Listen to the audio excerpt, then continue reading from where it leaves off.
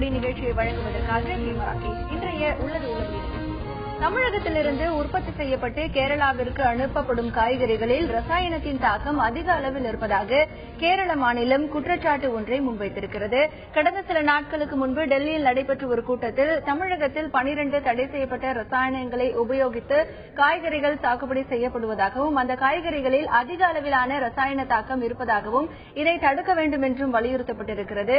இப்பொழுது தேனி மாவட்டத்தை பொறுத்தவரை நாள் ஒன்றிற்கு 25 டன் காய்கறிகள் கேரளாவிற்கு சென்று கொண்டிருந்தன. ஆனால் ஒரு சில வாய்மொழி உத்தரவின் காரணமாக, அதாவது தமிழகத்திலிருந்து காய்கறியை ரசாயனம் தாக்கிய காய்கறியை கேரளாவிற்குள் கொண்டு செல்லக்கூடாது என்கின்ற ஒரு வாய்மொழி உத்தரவின் காரணமாக தற்பொழுது 10 டன் வரை மட்டுமே காய்கறிகள் அங்கே கொண்டு செல்லப்படுவதாகவும் அங்கு இருக்கக்கூடிய விவசாயிகள் தெரிவித்திருக்கிறார்கள். தமிழகத்தை பொறுத்தவரை இங்கு இருக்கக்கூடிய காய்கறிகளின் உற்பத்தி என்பது எப்படி இருக்கிறது, காய்கறிகளுக்கான உரங்களை பயன்படுத்துவதற்கான ஒரு விழிப்புணர்வு விவசாயிகள் மத்தியில் எப்படி இருக்கிறது, அவர்களுக்கான முகாம்கள் வாரந்தோறும் முறையாக நடைபெற்றுக் கொண்டிருக்கிறதா, கேரள அரசின் திடீர் முடிவிற்கு என்ன காரணம், இன்று திருவனந்தபுரத்தில் தமிழகத்திலிருந்து காய்கறிகளை கொள்முதல் செய்யும் வியாபாரிகளின் கூட்டம் நடைபெற இருக்கிறது. இந்த கூட்டத்தில் ஒட்டுமொத்தமாக தமிழகத்திலிருந்து கேரளாவிற்கு செல்லக்கூடிய காய்கறிகள் மீது தடை விதிக்கப்படும் என்றும் கூறப்படுகிறது. உண்மையான நிலவரம் என்பது என்ன மாதிரி இருக்கிறது என்பது பற்றி விரிவான தகவல்களை இன்றைய உள்ளது உள்ளபடி நிகழ்ச்சியில் பார்க்க இருக்கிறோம். முதலில் இது பற்றி ஒரு தொகுப்பை பார்க்கலாம்.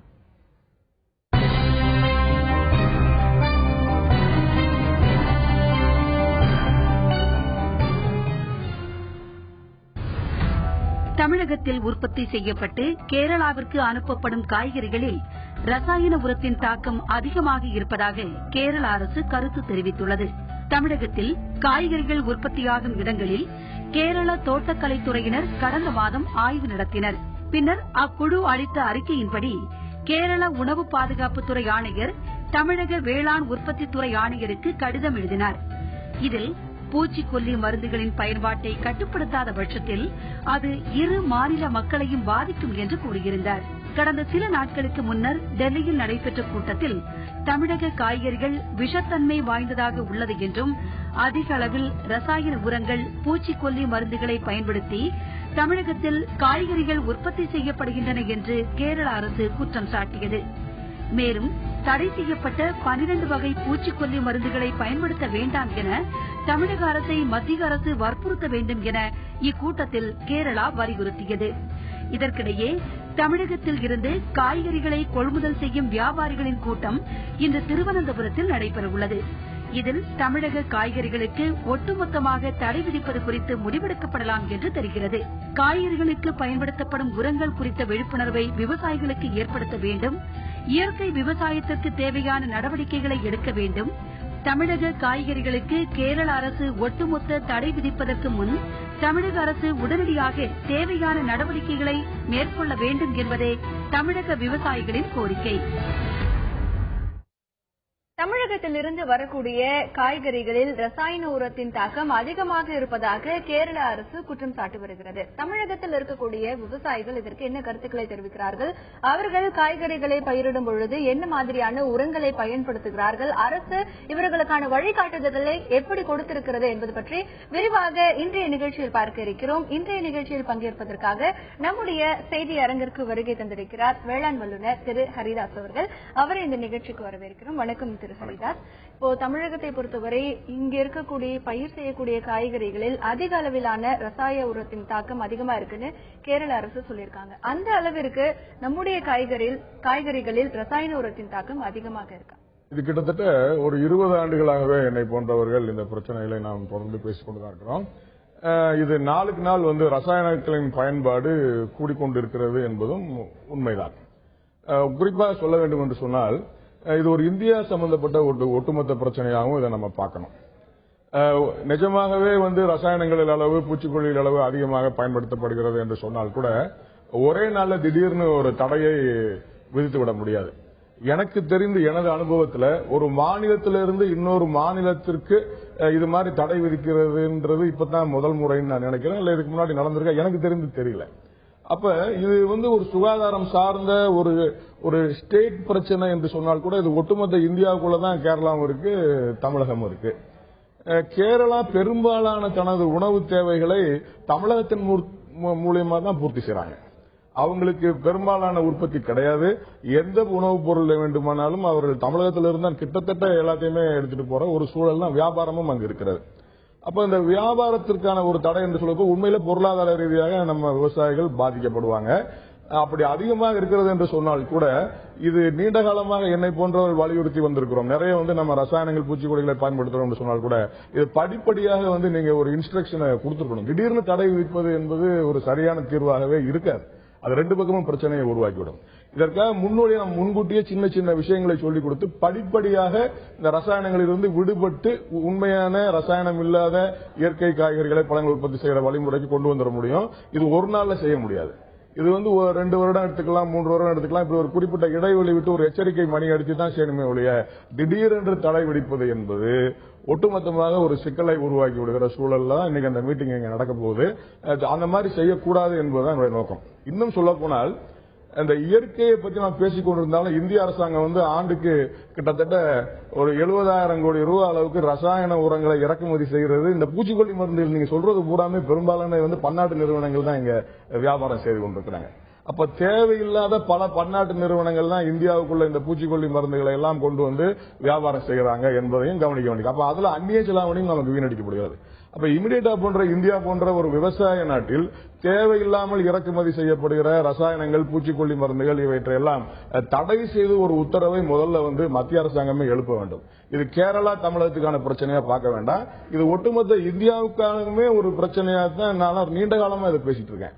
ஒட்டுமொத்தமாகவே இந்தியாவுக்குள்ள ரசாயனங்களும் தேவையில்லாத பூச்சிக்கொல்லி மருந்துகளும் இறக்குமதி செய்வதை எதற்கு இந்த அரசு அனுமதித்திருக்கிறது என்பதுதான் முதல் கேள்வி. அப்ப அது யார்கிட்ட போய் சேரும்? விவசாயிகளுக்கு பெரிய நாலேஜ் கிடையாதுங்க. அவங்க இதை அடின்னு சொன்னா அடிக்க போறாங்க. கடைக்காரர் கொடுப்பது அவங்க செய்யலாம். தொடர்ந்து பேசலாம். தற்பொழுது இருக்கக்கூடிய சூழ்நிலையில் தமிழகம், கேரளா இந்த 2 மாநிலங்களுக்கும் இடையிலான பிரச்சனை என்பதை மட்டும் இதை பார்க்கக்கூடாது, ஒட்டுமொத்த இந்திய அளவிலான ஒரு பிரச்சனையாக இதை பார்க்க வேண்டும் என்கின்ற ஒரு கருத்து இங்கே முன்வைக்கப்படுகிறது. தொடர்ந்து எல்லையோர மாவட்டங்களில் இருக்கக்கூடிய விவசாயிகள் தங்களுடைய கருத்துக்களை முன்வைத்திருக்கிறார்கள். கேட்கலாம். தமிழக அரசும் கேரளாவிற்கு இங்கிருந்து எந்தவித பொருட்களும் செல்லக்கூடாத அளவுக்கு நடவடிக்கை எடுக்க வேண்டும் என்று கேட்டுக்கொள்கிறோம். ஏனெனில் தண்ணீர் தரக்கூடிய விஷயம் உட்பட பல்வேறு விஷயங்களில் கேரள அரசினுடைய நடவடிக்கை என்பது தங்களுடைய காரியத்தை சாதிப்பதாகவும் நமக்கு காரியங்களை நடத்தக்கூடாத அளவிற்கு தான் இருந்து கொண்டிருக்கிறது. அந்த அடிப்படையில் இந்த செயலை தமிழக அரசு வலுவான ஒரு கண்ணோட்டத்தில் பார்த்து ஒட்டுமொத்த விவசாயிகளுடைய மனத்துயரை நீக்கக்கூடிய அளவிற்கு கடுமையான நடவடிக்கை எடுக்க வேண்டும் என்று கேட்டுக்கொள்கிறோம். இப்ப செத்து பழசு காப்பாற்றி கொண்டு வர அவங்க ஒரு ஸ்ட்ரைக் வச்சு விஷம் வந்துருச்சு. எத்தனை வருஷமா தமிழ்நாட்டில இருந்து காய் வாங்கி சாப்பிட்டு இருக்காங்க. தமிழ்நாட்டில இருந்து மட்டும்தான் அவங்க வாங்கி சாப்பிடுறாங்க காய்கறியை. இன்னைக்கு விஷமாயிருச்சு. அது அப்ப அதுக்கு என்ன மாற்றம் வரும்? அதுல அப்ப நாங்க தான் நஷ்டப்படுறோம். கேரளத்துக்காரர்கள் தமிழ்நாட்டிற்கு தண்ணீர் தருவதற்கு மறுத்ததற்கு பிறகும் தமிழ்நாட்டில் உள்ள விவசாயிகள் ஓய்வறியாமல் உழைத்து முதல் தரமான விளைபொருள்களை கேரளாவுக்கு அனுப்பி வைக்கிறார்கள். இறைச்சியாகட்டும், பாலாகட்டும், காய்கறிகளாகட்டும். ஆனால் இதை வாங்கி உண்டு விட்டு தற்பொழுது இங்குள்ள விளைபொருட்கள் சந்தைப்படுத்துதலை தடுப்பதற்காக நயவஞ்சகத்தனமாக கேரள அரசு சூழ்ச்சி வலை பின்னி மத்திய அரசிற்கு இதை தடுக்க வேண்டும் என்கிற வகையிலே கடிதத்தை எழுதியிருக்கிறது. குமரி மாவட்டத்தில் இருக்கின்ற வாழை மரங்கள் எல்லாம் முதல் தர வாழைப்பழங்களை எல்லாம் கேரளாவுக்கு அனுப்பி கொண்டிருக்கின்றோம். கேரளா மக்கள் விரும்பி இங்கே வாங்கிக் கொண்டிருக்கின்றார்கள். இந்த பொருட்களிலே உரம் போடுவோமே தவிர நச்சுக்கொல்லி பொருட்களை கலப்பது கிடையாது. ஆனால் கேரள அரசு வேண்டும் என்று தமிழக விவசாயிகளை நசுக்க வேண்டும் என்கின்ற ஒரு நோக்கத்துடன் தான் இதுபோன்ற தடுக்க வேண்டும் என்கின்ற செயல்பாடினை மத்திய அரசுக்கு வலியுறுத்தி தமிழக அரசும் வலியுறுத்துகிறது. கேரள அரசாங்கம் புதுசா தமிழகத்திலிருந்து வர காய்கறிகளுக்கு விஷத்தன்மை அதிகமா இருக்குன்னு சொல்லி தேவையில்லாத ஒரு புதிய ஒரு பிரச்சனையை கிளப்பிக்கிறாங்க. இந்த ஒரு மாசமா நாங்க 10 டன்னு கொண்டு போறதே ரொம்ப சிரமமானதா இருக்கு. இதுக்கு முன்னாடிலாம் நாங்க 25 டன்னுன்றது அசால்ட்டா கொண்டு போய் நாங்க வியாபாரம் பண்ணிட்டு இருந்தோம். இப்ப இந்த விஷவாயு இருக்கு அப்படின்னு சொல்லி இந்த பிரச்சனையை கிளப்பினதுனால நாங்க இப்ப இந்த 10 டன்னு கூட கொண்டு போக முடியாம ரொம்ப சிரமத்துல இருக்கோம். இப்ப இந்த மாதிரி பிரச்சனை வந்ததுனால இந்த மாதிரி வியாபாரிகள் ரொம்ப கஷ்டமான சூழ்நிலையில இருக்கோம். தமிழகத்திலிருந்து கொண்டு செல்லக்கூடிய காய்கறிகளில் ரசாயன உரத்தின் தாக்கம் அதிக அளவில் இருக்கிறது என்கின்ற ஒரு குற்றச்சாட்டை கேரள அரசு முன்வைத்திருக்கக்கூடிய சூழ்நிலையில் வாய்மொழி உத்தரவின் காரணமாக பல இடங்களிலிருந்து கேரளாவிற்கு தமிழகத்தின் காய்கறிகள் கொண்டு போய் சேர்வதில் தடை இருக்கிறது. 25 டன் தினமும் தேனி மாவட்டத்திலிருந்து கொண்டு செல்லப்பட்ட காய்கறிகள் தற்பொழுது 10 டன்னாக குறைந்திருக்கிறது. ஆக விரைந்த இந்த ஒரு பிரச்சினைக்கு தீர்வு காணப்பட வேண்டும் என்கின்ற ஒரு கோரிக்கை முன்வைத்திருக்கக்கூடிய நிலையில் தமிழக அரசு எடுக்க வேண்டிய நடவடிக்கைகள் என்ன? விரிவாக பார்க்கலாம்.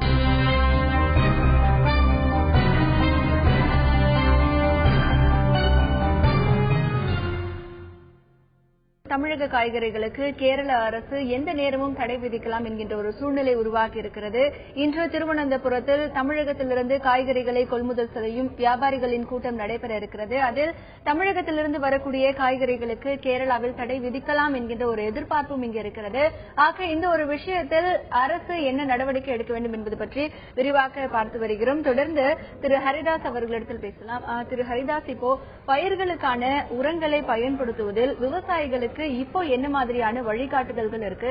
இந்த மாதிரி பிரச்சனைகள் எல்லாம் தவிர்க்க இன்னும் மேம்படுத்தப்பட்ட வழிகாட்டுதல் என்ன தேவைப்படுகிறது? ஒரு 30-40 வருடத்திற்கு முன்னாடி இந்த பிரச்சனை இல்ல. இது கொஞ்சம் கொஞ்சமா இப்ப கூடிக்கிட்டே இருக்கு. இந்த ரசாயன உரங்களின் பயன்பாடும் பூச்சிக்கொல்லி மருந்துகளினுடைய யூசேஜும் கூடிக்கிட்டு தான் இருக்கு. அதை நம்ம இல்லைன்னு ஒட்டுமொத்தமா மறுப்பதற்கு இல்லை. ஆனா இதை நம்ம ஒரு நாள்ல சரி செய்ய முடியாதுங்கிறதுனால அரசாங்கம் இப்ப என்ன பண்ணணும்னா, இது ஒரு எச்சரிக்கை மணி, அதை நம்ம எடுத்துக்கொள்ளணும். இந்த மணி இன்னைக்கு அவங்க அடிக்கலன்னாலும் என்னைக்காவது அடிப்பாங்க. இதுல அரசியல் சார்ந்த பொருளாதாரம் இருக்கிறது. அவங்க நமக்கு தண்ணி தர்றது கேட்கறதுனால பிரச்சனை, மின்சாரம், இப்படி பல விஷயங்கள் பேசப்பட்டாலும் இதுக்குள்ள நாமளும் கவனிக்கக்கூடிய சில விஷயங்களை நம்ம எடுக்க வேண்டிய கட்டாயத்துல தான் இருக்கும். இன்னைக்கு இந்த மணி அடிக்கலனாலும் இன்னொரு நாளைக்கு அடிக்கத்தான் போறாங்க. இவங்க மட்டும் இல்ல, ஏற்கனவே ஐரோப்பிய கூட்டமைப்பு நாடுகள் 28 நாடுகள் ஒன்று சேர்ந்து இந்தியாவில இருந்தே, தமிழ்நாட்டில இருந்து இல்ல, இந்தியாவில இருந்தே காய்கறிகளை வாங்க வேணாம், பழங்களை வாங்க வேணாம், பூச்சிக்கொல்லி மருந்து அளவுக்கு அதிகமா பயன்படுத்துறாங்கன்னு ஒரு வருஷம் முன்னாடி நம்ம இதே தொலைக்காட்சியில ஒரு எச்சரிக்கை பண்ணி அப்புறம் அவங்களே அதை நீக்கிக்கிட்டாங்க. அவங்களே என்ன சொன்னாங்கன்னா, இது ஒரு எச்சரிக்கை மணியா நாங்க அடிச்சிருக்கோம், திரும்ப இதை நீங்க குறைச்சிக்கங்க பயன்பாட்டன்னு சொல்லி இதை நீக்கிட்டாங்க. அதனால ஒட்டுமொத்தமா கேரளா ஒன்றும் தடை செஞ்சிட முடியாது. ஒரு எச்சரிக்கை மணி அவங்க அடிச்சிருக்காங்க அப்படின்னு நம்ம எடுத்துக்கலாம். இப்ப நாமளும் நம்மளை சரி பண்ணிக்கக்கூடிய ஒரு விஷயமாவும் இதை பார்க்கலாம். தமிழக அரசாங்கமோ இந்திய அரசாங்கமோ இந்திய வேளாண் துறைக்குன்னு ஒரு சில கட்டுப்பாட்டு விதிகளை, ரசாயன பயன்பாடுகளை இன்னைக்கு வரைக்கும் தெளிவா வகுக்கலன்னு நல்லாவே இதுல தெரியுது. இது மாநிலத்துக்கான மாநிலமான பிரச்சனை இல்லைன்னா கூட இது பின்னாடி ஒட்டுமொத்த இந்தியாவிலும் இந்த சூழல் வரத்தான் செய்யும். அப்புறம் நாளைக்கு மத்திய பிரதேசத்துல இருந்து வாங்க மாட்டேன்னு சொல்லுவாங்க, இன்னொரு ஸ்டேட்ல இருந்து வாங்க மாட்டேன்னு சொல்லுவாங்க. ஏதோ ஒரு யூனிஃபார்ம் ஒரு ப்ரொசீஜர்ஸ் எந்தெந்த கெமிக்கலை பயன்படுத்தலாம், எதை பயன்படுத்தக்கூடாதுங்கிற ஏதாவது வழிமுறை இருக்கிறதான்னு எனக்கு தெரியல. தமிழகத்துல நிறைய தடை செய்யப்பட்ட அந்த ரசாயன பூச்சிக்கொல்லி விழிப்புணர்வு விவசாயிகளுக்கு எப்படி கொடுக்கப்படுது? இந்த உரங்களை பயன்படுத்தணும், இதை பயன்படுத்தக்கூடாது அப்படிங்கிற அவங்களுடைய நாலேஜ் ரொம்ப குறைவு தாங்க. இல்ல அவங்களுக்கு உண்மையில சொல்லணும்னா இது என்னன்னு கூட தெரியாது. இந்த கலர் கெமிக்கல் இதை அடிங்க, இந்த மாதிரி அடிங்க, இந்த மாதிரி கடைக்காரர்களுடைய அந்த வழிகாட்டுதல்கள் மேலதான் அவங்க இதை நிறையவே செய்யறாங்களே ஒழிய அவங்களுக்கு நேரடியாக ஒரு இதை எடுத்துட்டு போய் பரிந்துரை செய்யப்பட்ட இயற்கையை பயன்படுத்துகிற ஒரு வழிபாடெல்லாம் தெரியாது. ஏதோ ஒன்று கொடுக்குறாங்க, இதை அடிச்சா சரியாயிடும் அப்படிங்கிற ஒரு வழிகாட்டுதல்கள் தான் அவங்களுக்கு இருக்கு. அப்ப அரசாங்கம் தான் இந்த விழிப்புணர்வை எடுத்துக்கொண்டு போய் ஒரு கட்டாயத்தில் இருக்கிறோம். இது ஒரு எச்சரிக்கை மணியா நான் பாக்குறேன். கண்டிப்பா இது ஒரு எச்சரிக்கை மணி. இந்த பிரச்சனையை பெருசா கொண்டு போவாங்க. நாமளும் இதுல கவனமா இருக்கக்கூடிய ஒரு சூழல்ல தான் இன்னைக்கு இருந்துட்டு இருக்கோம். நிறைய மேலை நாடுகள்ல முற்றிலுமாக நிறைய ரசாயனங்கள் எல்லாம் எடுத்துட்டு ஆர்கானிக் ஃபார்மிங்குள்ளயும் அதுக்குள்ள போற வழியை இப்ப பாத்துட்டு இருக்காங்க. இந்தியா இதுக்குள்ள நுழைய வேண்டிய ஒரு காலகட்டம் தான் அது. ஏன்னா உலகத்துக்கு விவசாய நாடுன்னு சொல்லப்படுகிற நாடு இந்தியா. இந்தியாவில் இயற்கை பற்றிய போதுமான விழிப்புணர்வு இன்னும் சரியா போய் சேரல. கன்சியூமர் கிட்டையும் இல்ல, ஃபார்மர் கிட்டையும் இல்ல. அதனாலதான் இந்த பிரச்சனை வரும். இது இன்னைக்குன்னு இல்ல, இது தொடர்ந்து வரப்போகுது. அப்ப தொடர்ந்து இந்த பிரச்சனை வராம இருக்கணும்னா நாம தான் தெளிவான முடிவெடுக்கணும். அந்த கட்டத்துல தான் இப்ப நாம இருக்கோம். தொடர்ந்து பேசலாம் திரு ஹரிதாஸ். மீண்டும் இயற்கை விவசாயத்தை நோக்கி செல்லக்கூடிய காலகட்டம் தற்பொழுது வந்திருக்கிறது. கேரளா தற்பொழுது விதித்திருக்கக்கூடிய இந்த தடை என்பது ஒரு மிகப்பெரிய அதிர்ச்சிகரமான தகவலாக இருந்தாலும் கூட ரசாயன உரங்களை பயன்படுத்துவதில் விவசாயிகளுக்கு போதுமான ஒரு விழிப்புணர்வு இன்று வரை அவர்களுக்கு வழங்கப்படவில்லை என்கின்ற ஒரு குற்றச்சாட்டும் இங்கே முன்வைக்கப்படுகிறது. தொடர்ந்து விவசாயிகள் தங்களுடைய கருத்துக்களை முன்வைத்திருக்கிறார்கள், கேட்கலாம். விவசாய விஞ்ஞானிகளுடைய அவங்க ஆராய்ச்சியினுடைய பின்னாடி கிடைக்கிறது தான் இந்த வீரிய ஒட்டுரக விதைகள். அதைத்தான் அவங்க பரிந்துரைக்கிறாங்க. அதை மகசூல் அதிகப்படுத்தணுங்கிற நோக்கம். இந்த மகசூல் அதிகப்படுத்தணுங்கிற நோக்கம் என்னன்னா, மக்கள் தொகை பெருக்கம், அந்த மக்கள் தொகைக்கு நம்ம ஈடு கொடுக்கிற மாதிரி அவங்கள உணவுப் பொருளை உற்பத்தி செய்ய வேண்டிய கட்டாயத்தில் நாடு இருக்கு, அரசு இருக்கு, அதிகாரிகள் இருக்கிறாங்க, விவசாயிகள் இருக்கிறாங்க. அதிகாரிகள் சொல்ற பரிந்துரை விவசாயிகள் நடைமுறைப்படும். இருந்து 20 வருஷமா காய்கறி கொண்டு போயிருக்கோம் மலைக்கு கேரளாவுக்கு. கேரளா கொண்டு போறதுல நாங்க கொண்டு போறதுனால இப்ப அங்க உள்ள பொதுமக்கள் நல்ல பிரயோஜனமாகறாங்க. அதே சமயத்தில் அங்க இருக்கவங்க இங்க இருக்க காய் தான் அங்க ஈடு கொடுக்குது. அதே சமயம் அங்க விளைய காய் மக்களுக்கு பிரயோஜனமாகாது, குறைச்சுதான் பிரயோஜனமாகும். அதனால இங்க தமிழ்நாட்டில இருந்து காய்கறி போனாச்சும் அங்க உள்ள மக்களுக்கு பிரயோஜனமாகும். இல்லைன்னு சொன்னா அங்க உள்ள மக்கள் பொதுமக்கள் மர்மக்கூடத்தில் உள்ள ரொம்ப பயன். அரசு பரிந்துரை செய்யப்பட்ட ரசாயன உரங்கள் இல்ல, சுத்தமான நல்ல உரங்களை அவங்க சொல்ற அளவுல தான் போட்டுக்கிட்டு இருக்கோம்.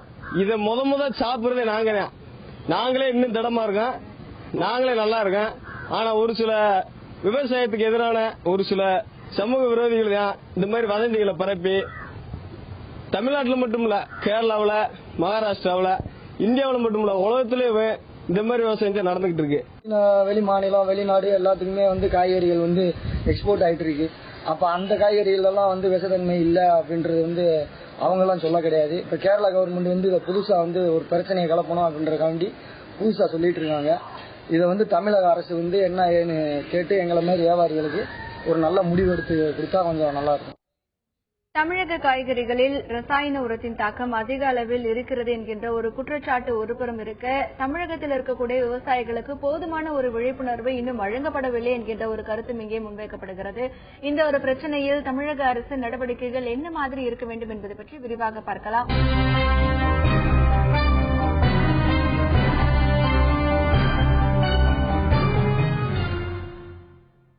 கேரள மாநிலத்தை பொறுத்தவரை உணவுப் பொருட்கள் பலவற்றிற்கு தமிழகத்தை சார்ந்திருக்கக்கூடிய நிலை இருக்கிறது. அந்த வகையில் காய்கறிகள் பெரும்பாலான அளவு தமிழகத்திலிருந்துதான் கேரளாவிற்கு ஏற்றுமதி செய்யப்படுகிறது. தற்பொழுது இந்த காய்கறிகளில் ரசாயன உரத்தின் தாக்கம் அதிக அளவில் இருப்பதாக கூறி ஒட்டுமொத்தமாக தடை விதிக்கக்கூடிய சூழ்நிலை ஏற்படலாம் என்கின்ற ஒரு விதத்திலும் ஒரு எதிர்பார்ப்பு இருக்கிறது. ஆக இந்த ஒரு விஷயத்தில் உடனடியாக தமிழக அரசு நடவடிக்கை எடுக்க வேண்டும் என்கின்ற கோரிக்கை முன்வைக்கப்படுகிறது. தொடர்ந்து எல்லையோர பகுதியில் இருக்கக்கூடிய விவசாயிகள் தங்களுடைய கருத்துக்களை முன்வைத்திருக்கிறார்கள். கேட்கலாம். கெமிக்கல்ன்றாங்க, பெரிய பூச்சி மருந்துன்றாங்க, விளைவிக்கிற பொருள் பூராமே கேடான பொருள்னு சொல்றாங்க. ஒட்டுமொத்த தமிழ்நாட்டில இருந்து 13 செக் போஸ்ட் போயிட்டு இருக்கு. நம்மளுடைய பொருள்கள் பூராமே நூற்றுக்கணக்கான ஆண்டுகளாக போய்கொண்டு சாப்பிட்டு இருக்காங்க. இந்த சாப்பிடும் பொழுது இவங்களுக்கு இந்த 100 வருஷத்துல வரக்கூடிய நோய் இப்ப வந்துருச்சுன்னு சொல்றது மாதிரி அவங்க சொல்றாங்க. ஆனா கிடையாது. தமிழ்நாட்டில் இங்க யாராவது இந்த காய்கறினால பாதிப்பு, இந்த முந்திரினால பாதிப்பு, இந்த வாழைனால பாதிப்பு அப்படின்னு சொல்றது மாதிரி இருந்தா தான் கேரளாவிலையும் பாதிப்பு ஒத்துக்குருவோம். நாங்க இப்ப மட்டும் சொல்றாங்கன்னு சொன்னா இது அவங்களுடைய அரசியல் தந்திரமா கூட இருக்கலாம். இயற்கை விவசாயத்திலிருந்து கிடைக்கிறத விட கொஞ்சம் அதிகமாவே ரசாயன உரத்திலிருந்து, ரசாயன உரம் பயன்படுத்துறதுல கிடைக்குதுங்கிறது ஒரு பக்கம் இருந்தாலும் கூட நிலத்தினுடைய தன்மை முற்றிலுமாக ரசாயன உரம், ரசாயன மருந்து பயன்பாட்டினால நிலத்தினுடைய உண்மைத்தன்மை கெட்டு போகுதுங்கிறத நாங்களும் தெரிஞ்சு வச்சிருக்கிறோம். அந்த ரசாயன நிலையை மாத்தி இயற்கை விவசாயத்துக்கு வரணும் அப்படின்னு சொன்னா அரசு விவசாயி மேலையும் அதை வளர்க்க வேண்டிய கால்நடைகள் மேலையும் ஒரு தனி கவனம் செலுத்தி இயற்கை நிலையினால மாற்றங்களால கண்டிப்பா விவசாயிகளுக்கு அடிச்சுட்டே ஆகணும்.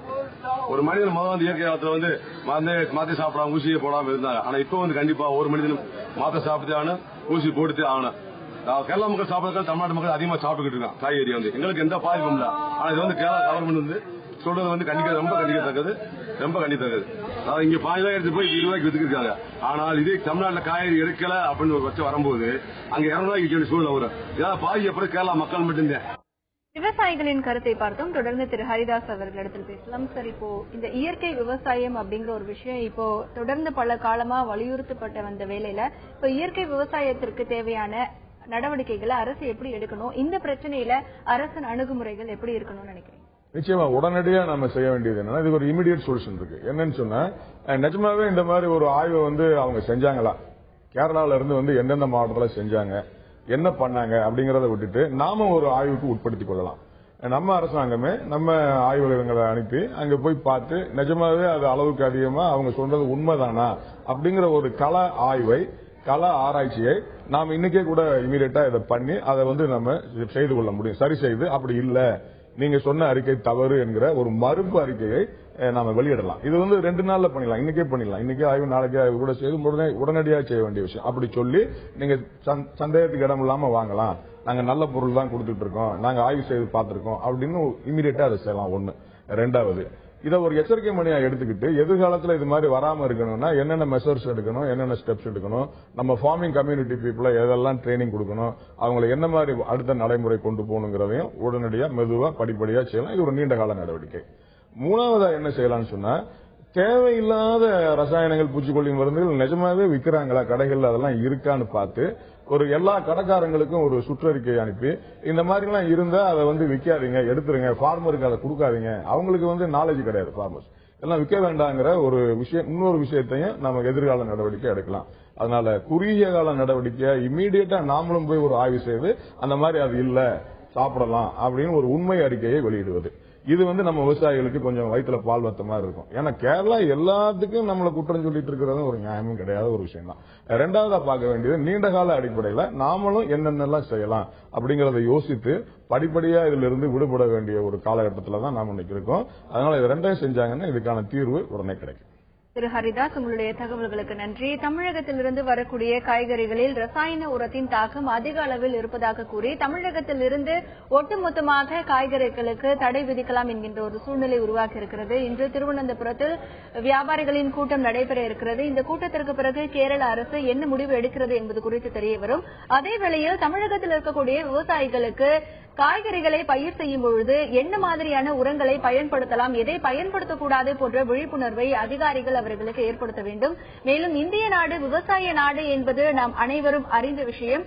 ஆகையால் இயற்கை விவசாயத்தை மேம்படுத்த என்னென்ன வழிமுறைகளை நடைமுறைப்படுத்த வேண்டும் என்பது குறித்த ஆலோசனைகளையும் விவசாயிகளுக்கு வழங்கப்பட வேண்டும். மேலும் தற்பொழுது தமிழகத்தில் இருக்கக்கூடிய காய்கறிகளில் ரசாயன உரத்தின் அளவு அதிகமாக இருக்கிறது என்கின்ற ஒரு ஆய்வறிக்கை கேரள அரசு சமர்ப்பித்திருக்கிறது. அது உண்மைதானா என்பது குறித்து தமிழக அரசு ஆராய்ந்து தமிழக அரசும் அதற்கான ஆய்வுகளில் ஈடுபட்டு மறுப்பு தெரிவிக்கலாம் போன்ற கருத்துக்களும் இங்கே முன்வைக்கப்படுகின்றன. ஆக உடனடி தீர்வாக தமிழக அரசு விரைந்து இதில் செயல்பட வேண்டும் என்பது ஒட்டுமொத்த தமிழக மக்களின் கோரிக்கையாக இருக்கிறது. இந்த நிகழ்ச்சியில் பங்கேற்று பல்வேறு கருத்துக்களை முன்வைத்த திரு ஹரிதாஸ் அவர்களுக்கு நன்றி. மீண்டும் ஒரு உள்ளது உள்ளபடி நிகழ்ச்சியில் சந்திக்கலாம்.